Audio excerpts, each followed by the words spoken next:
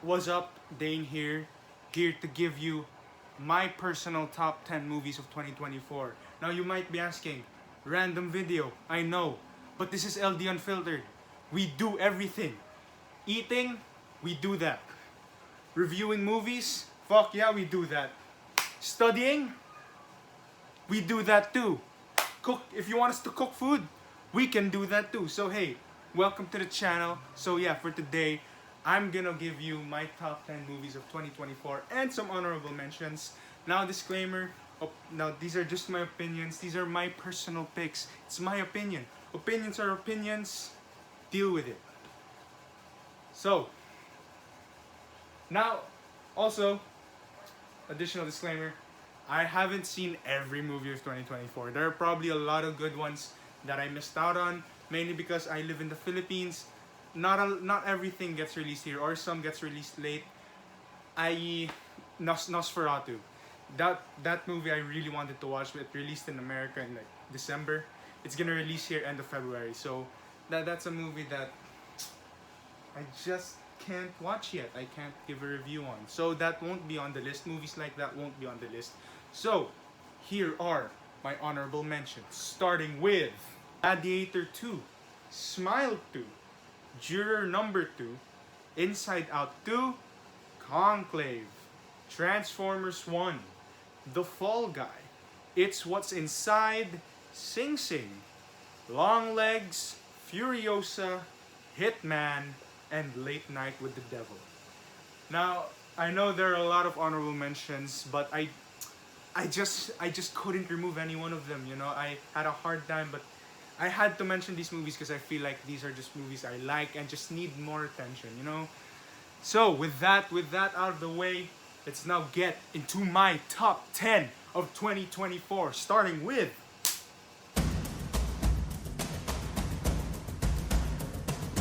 And now, I'm gonna assume that most of you haven't even heard of this movie, and I wouldn't blame you.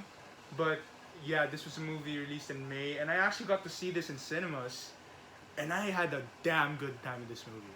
Like, I love action movies, and yeah, this is an action movie. I love action movies because I know how hard it is to make one. You know, I know how much effort and intricacy you have to put into making a good action movie, let alone a good action sequence. And I think Monkey Man has a lot of good things about it. I think the fight choreography is great. The cinematography is really good. Like the colors, it makes the visuals pop. And I think I have to give kudos to Dev Patel, who directed and starred in this movie. You may know him from Slumdog Millionaire. He's the main character in that movie, and he also starred and directed this movie. And I think he did a damn good job directing. I was really surprised. I was like, damn, you got an eye. You got a good eye. Goddamn. So yeah, I think this was a really good movie. I mean, at its core, I also love how this movie is also about letting go, because it's a revenge story, and like somewhere around the middle point, it's like it really is about letting go and finding your inner peace. It's sort of like it's pretty much like Kung Fu Panda 2, but darker and more violent. Yeah, yeah, it really is more like Kung Fu Panda 2. So yeah, that's my number 10 spot. On to number 9. So Anora was actually a movie I saw fairly recently, like 2 weeks ago, like during my Christmas vacation. And I was surprised at how much I really liked this movie. Like, this movie is actually gonna release here in the Philippines in theaters, like towards the end of January, but I couldn't wait any longer. I mean, and so I just decided to watch it on digital since it was already available there. And yeah, I really like this movie. I think it has great pacing, a great vibe, and great performances. I mean, there was nothing for me to hate about this movie. There wasn't anything for me to like say, it's just But no, I really like this movie. I think, like I said, yeah, it puts a twist, like it puts its own modern, realistic twist on that fairy tale idea. And yeah, it kind of just says, yeah, fairy tales, they don't always exist in the real world. You know, real life sometimes suck. And yeah, I think that's also one of the things I loved about this movie is it feels very genuine and organic and like realistic. You know, I really loved how they treated this movie. It's like they didn't they tried to they were trying to show the like, you know, the ugliness of our reality without ever going overboard, without ever going without ever doing too much to the point where I'm like, well, you're just doing that to shock us. Nah, like this movie genuinely felt realistic, and I really really like that. And yeah, great performances. Like I said, I think Mikey Madison is absolutely amazing. She's the lead actress for this movie, plays the titular character. She was really good in this movie, mainly because I think one of the things I loved about her performance is that she has to play this character, this person that has this uptight attitude, but at the same time she also has to make us the audience feel sorry for her by the end. And I think she did a great job at that. I really did. She nailed the accent and she nailed the emotional arc of her character, and I think she did really well. All the performances across the board, amazing. And yeah, this was a really good movie. And I also really like the ending. A lot of people might not like the ending, but I like the ending because yeah, it pretty much wraps it back around to fairy tales don't always exist. So Anora, that's my number 9. Deadpool and Wolverine, my most anticipated movie of 2024 actually, and it did not disappoint. Now, granted, does it have its flaws? Yes, like the villain, shallow as hell, very very hollow. I couldn't care less about her whole like arc, and the plot also very shallow. Like I, very shallow too. But did I care? No, hell no. Why would I care? Because at the end of the day, the movie did exactly what it set out to do, and that was to become a tribute to the Fox universe, to that old era of Marvel that is gone now. That pre-MCU era, and I think that it did such a good job at that, because when the trailer released, this movie really was marketed as like, oh, Deadpool's now in MCU. Hello, but like I'm glad that the film itself really was treated as a swan song to that to that bygone era of Marvel, which a lot of us grew up with, especially me. Like I grew up with the old Fantastic Four movies. I grew up with the X-Men movies, the Blade, and all those other characters. And to see those characters that I saw as a kid on my TV, to see them again as an 18-year-old in the cinema on the big screen, it was so surreal. I was like, yeah, I love this. I love this movie. It was fan service done right. It served the fans well. I was served well. And yeah, that montage in the credits too, like damn. Almost got me. Almost got me. You almost got me.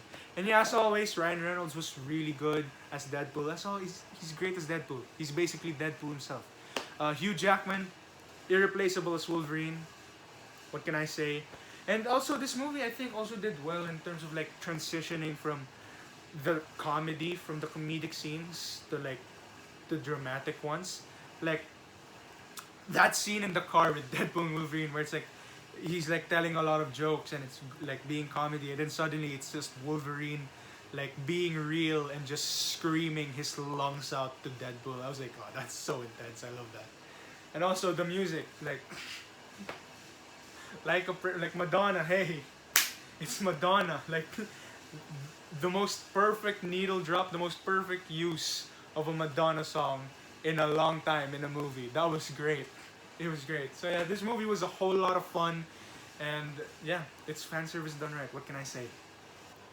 So, up next, number 7 is actually a movie I thought like would get a lot of attention and buzz during this award season, but it's not. Not a lot of critics were talking about it.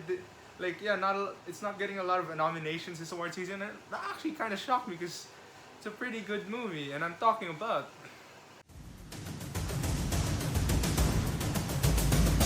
Saturday Night. Great movie! A really damn good and entertaining movie from start to finish. So if you don't know, the movie is basically about like it chronicles the 90 minutes leading up to the airing of the very first episode of Saturday Night Live, which pretty much kind of is pretty much one of the most famous like television shows in America. Saturday Night Live. It's like they do skits and stuff, and like it's a comedy show. And like, yeah, I mean, this was a really entertaining movie. I think for what they were trying to do in, yeah, like the 90 minutes, it's like telling it in real time. I think it did a damn great job. Like they did a good job in like maintaining intrigue from start to finish. Like things would happen, chaos would ensue. It did such a good job at showing all the chaos and everything that went wrong during that first episode. And but at the end of the day, hey, SNL is still alive. So yeah, and I think yeah, performances are great. Like I like some of the actors they were impersonating, because yeah, the actors in this movie are impersonating other actors, you know, that were in SNL during that time, so in the 70s. And some of them I was shocked. I was like, damn, that's a damn good impersonation. I was like, damn, casting in the movie is on point. I really love the performances. Everyone was great. The direction's great. There wasn't really anything for me to hate. Like, it's a really entertaining movie, and I'm shocked it's not getting a lot of attention this season. And like, it's really good. So go check it out if you want to. So now, Saturday Night, that's my number 7.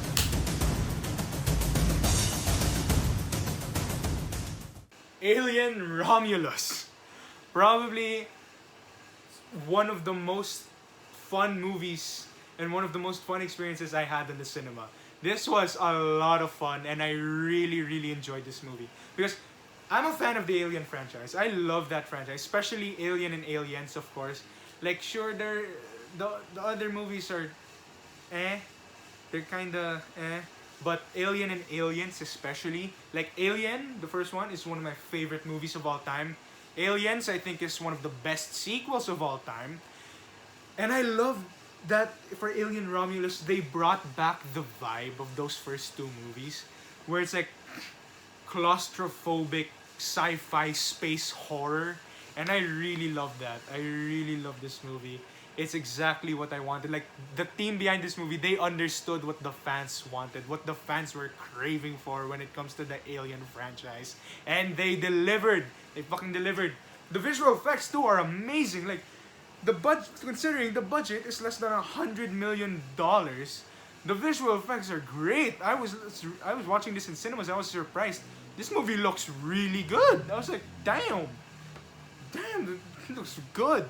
And yeah, of course, the xenomorph looks great. The face huggers look great.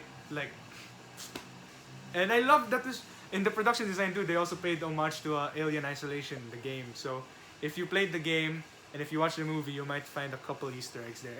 And that's what I love about this movie. Like, it was clearly made by fans of this franchise who just brought it back to basics, who just wanted to bring back the vibe of the old Alien movies. And I think they did a damn good job at that. So yeah, as a fan of that franchise, I feel obligated to put it on my list. So here we are at number 6, Alien Romulus. You get that feeling?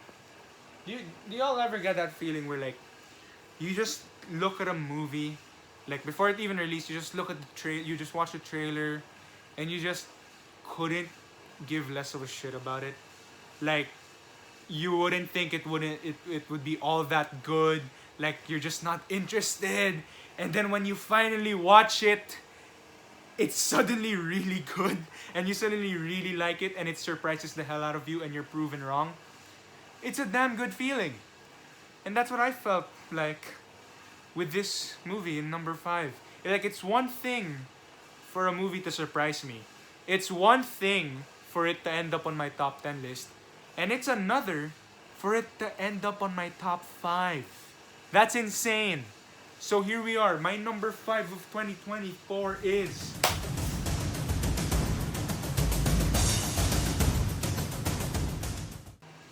Wicked. Yeah, it's my number 5. Argue with the wall. I don't care. I was surprised at how much I enjoyed this movie. Like, I used to loathe musicals, but over the years I learned to love them and appreciate them.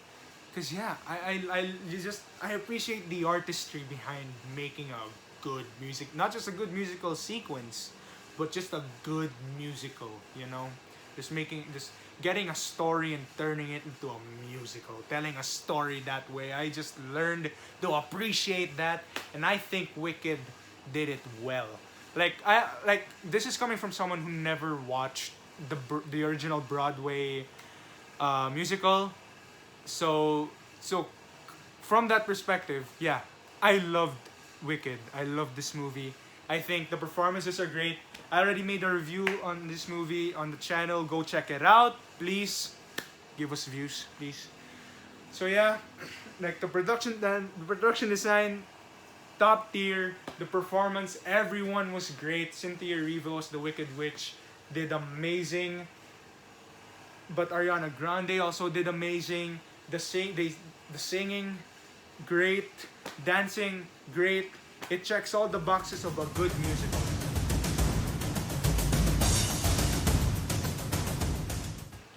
The substance. Oh shit. Probably the most batshit crazy movie I watched all year. This movie is insane. Like I knew it would be insane because I was aware of the premise of the story. But like the last like 30 minutes I would say of this movie, it goes to a whole new level of insane that I did not expect. I was like, damn, damn, like damn, that's crazy. And yeah, I really really like this movie.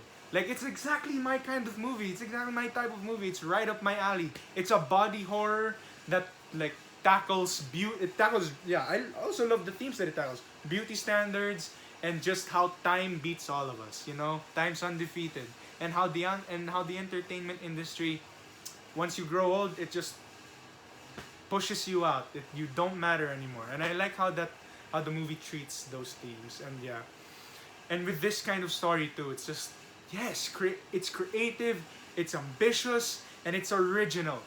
Hell yeah, that's the kind of movie I like. So yeah, for that, it's gonna end up on my list. Also, the cinematography is great. I love the colors, the color palette, and yeah, the cinematography. When it comes to cinematography, I love when like the camera work is just so exaggerated and so like I wouldn't say weird, but yeah, exaggerated. Like there's certain camera angles in this movie where it's like really weird close-ups, and I love when those angles are used because yeah, those angles fit this movie. It really does fit the whole vibe, that whole weird, crazy vibe of this movie, and I think the sound design's also great. Like there's a scene where a character eats shrimp and it's disgusting. Like the sound design is just why? It's just why? But yeah, I love this movie. I love movies like you know in the vein of this. So yeah, Substance number 4. Yeah, I really enjoyed this movie. It's just full of so much energy and like it has such a good vibe. It's such like it's so energetic, and I think that's due to the like quick like quick I don't know what word, but like energetic direction and charismatic performances from our three leads. I think this is probably my favorite Zendaya performance. She was really good in this movie. Mike Face also did well. Josh O'Connor also did well. Yeah, like the movie really does hang on like it does kind of rely on those three performances, and they all delivered. They all did really well. And I also love the structure of this movie. I love when a movie's told in like a non-linear narrative. You know, if you don't know what non-linear is, it's like it's not the story isn't told linear. Obviously, like let's say this is the story, right? It's like it's gonna like the movie begins here, and then it's gonna jump back here, and then it's not, and then it's gonna jump back here, and then it's gonna jump back here, and then it's just the ending. Basically, it's not told chronologically, and I think I love that. The movie's really playful with that structure. Like like it gives way to more reveals, to like, yeah, it really engages the audience more and like keeps us thinking like, whoa, what happened in this moment, what happened there, what happened there, what does this mean, what does that mean? And I think that's what I love so much about this movie. And yeah, it's just has such a good vibe, and the music too really helps with that. Like the music by Trent Reznor and Atticus Ross, who also made the music to The Social Network and other movies. They're they also made the music to Gone Girl.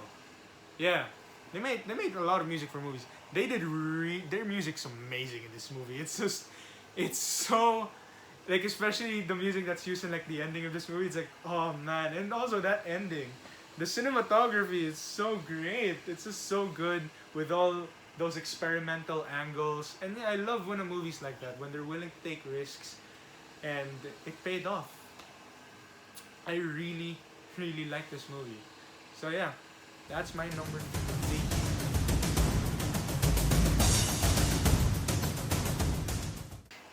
My favorite animated movie of the year, and probably my favorite animated movie of the past few years. Probably I would say like past 5 years. No, actually no, actually of the past few years. One of my favorites of the past few years at least. There are a couple in there. But yeah, Wild Robot, an amazing movie. Just taking it back to like those old like Pixar slash DreamWorks movies, like where it's like there's a message. They're just trying to tell you a message. The message is so good, and it's so and the movie just so feel good, and this movie is so heartwarming. It's so heartfelt, and it's so good. It's so good. DreamWorks cooked with this movie. They did amazing. The animation's great. It looks 3D, but at the same time it looks hand drawn. I don't know how to describe it, but the animation looks great. And yeah, I think when a movie is able to make me cry twice, it's gonna end up on my top 10 list. Yeah, this movie made me cry twice. I don't care. I'm a man. I'm willing to admit it. So yeah, because yeah, at the heart of this movie, it really is about parenting, and it talks about parenting and also fitting in. And I really, really love when just animated movies are just willing to tell us messages. When there's something there for kids, but there's also something there for adults. And I really, really love that. And yeah. What else is there to say about this movie? I love it. I love it. It's so... My heart during this movie. I watched it in theaters. Like, I watched this in theaters, but before that, I only watched like the first trailer of this movie where they didn't even reveal what it didn't even reveal what the story was, so I didn't know what the movie was actually about going into the cinema. And so like the first 15 minutes, when it was finally clear what they were going for, I was like, oh man, I can tell this movie's gonna make me cry. And it did. It tugged at my heartstrings, and it just played with my emotions. Great movie. Fantastic movie. I hope it wins the Oscar for Best Animated Feature this year. I think it really does deserve it. Please give it to The Wild Robot. It's an amazing movie. And yeah, y'all should check it out. Go ahead, please. Wild Robot's my number 2. So we have finally made it, people. We have finally made it to my first top 10 of the year video. And we have finally made it to number 1. My end all be all, my favorite movie of 2024 is...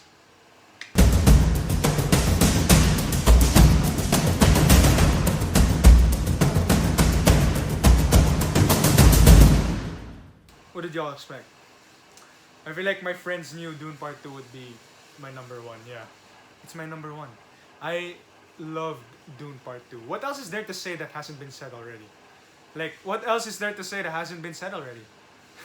Everyone has already said amazing things about this movie. What else can I add? I guess all I can say is, yeah.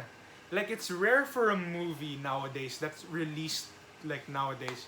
It's rare for me to, like, when I see it, after I've watched it, I would say, oh, that's an all-timer. That's, like, one of the best movies. That's, like, one of the best action movies. That's one of the best movies of its genre, whatever, etc. But that is what I felt like after I watched Dune Part 2. I genuinely said to myself, that was one of the best sci-fi movies ever. and then I watched it 2 more times in theaters. I watched it thrice in theaters, just so it can really sink in. Just so I know that my feelings aren't impulse. And yeah, they weren't. I felt the same way each time. Like, this is one of the best sci-fi movies ever. I don't care what anyone says. It is. I feel like it's also being considered one of the best sci-fi movies ever. So suck it. Like Christopher Nolan said the same thing. Steven Spielberg said the same thing.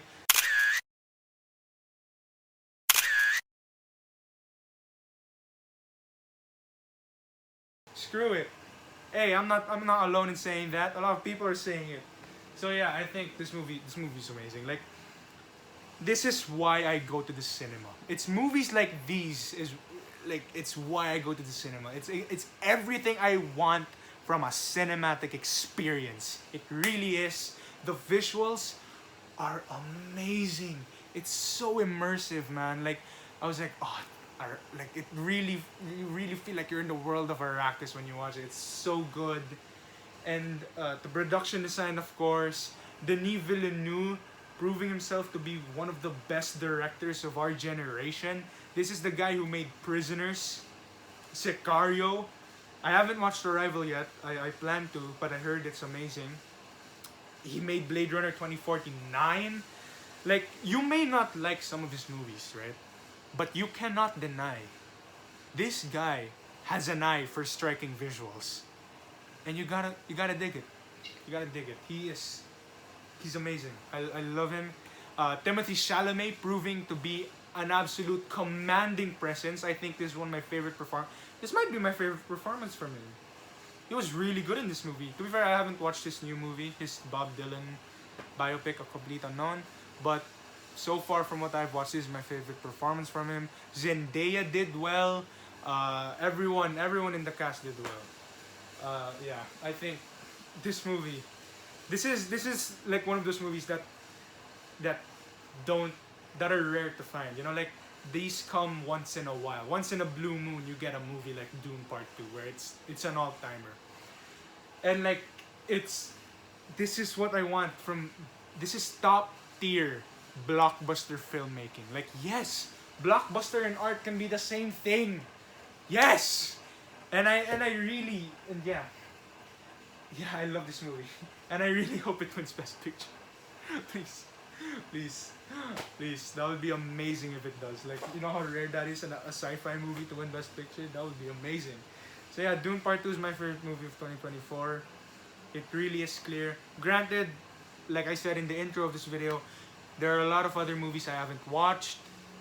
So this is just, I guess, a temporary top 10 of 2024. Considering I haven't watched a lot of movies, so I might update it, and I might like give you the permanent list like in a couple months, probably April, in a random vlog we make. So yeah, that's my top 10 movies of 2024 plus honorable mentions, plus like 10 like 13 honorable mentions. I'm sorry, it's a lot, but they just had to be there. I'm sorry. So yeah, it's been your boy Dane. Please like, please subscribe, please continue to support our channel. Please, we need it. We would love to get sponsors. Please, please, please, please, please. Paramount, or like anyone. That would be amazing. And comment below what are your favorite movies of 2024. And that has been it for your boy. Please continue to support our channel. See you in the next one. Bye. Derp, derp, derp, derp, derp, derp, derp, derp, derp, derp.